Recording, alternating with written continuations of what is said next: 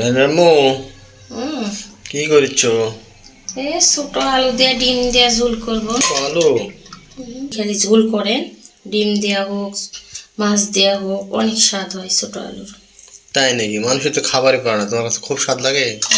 ছোট আলু একবারে যত ছোট আলু হবে সিদ্ধ করে এইভাবে রান্না করলে সেই স্বাদ লাগে। মানে যেখানে কম সেখানে তুমি। অভাবের সংসার বুড়ো। যেভাবে যাচ্ছ ওভাবে আলহামদুলিল্লাহ কও। এটাই আলহামদুলিল্লাহ।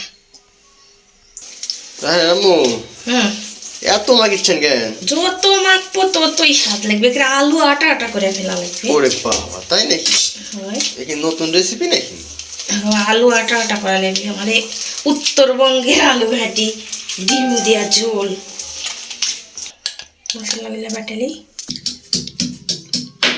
কেউ একটা শিলটি কেনার টেকাও দেওয়া না, কেউ দেখে জি দেখি তো এ আপুকে একটা শিলটি কেনার টেকা দিই, কেউ দেয় না। এই আমার শিলটিটা ভেঙে গেছে।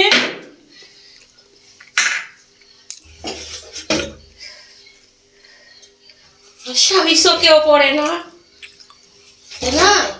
এবার ঠিক করছেন, স্বামীর তেছা মাসের তেছান কেন? ফকিনি নাকি? এই সেতে আপু হিসাবে দেয় না মানুষ,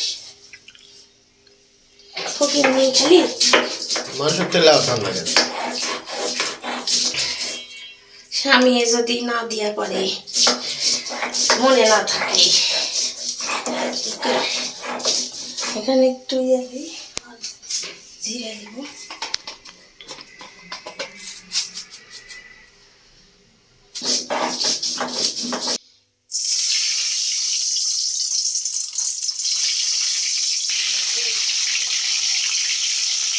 তেলটা পরিষ্কার রাখে রাখবো। এগুলো কি করলো ভাজি?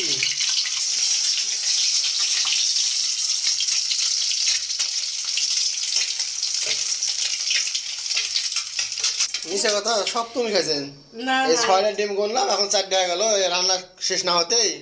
রায়হান বাবু খাইছে। তো শেষ হলে তো দাও।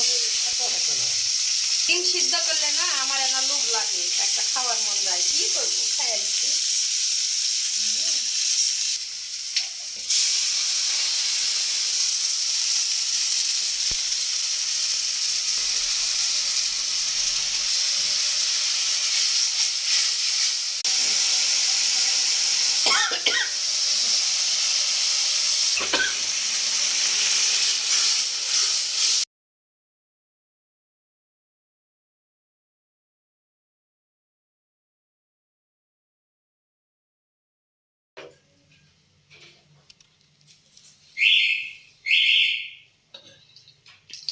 এই তো আমার তরকারি হয়ে গেছে।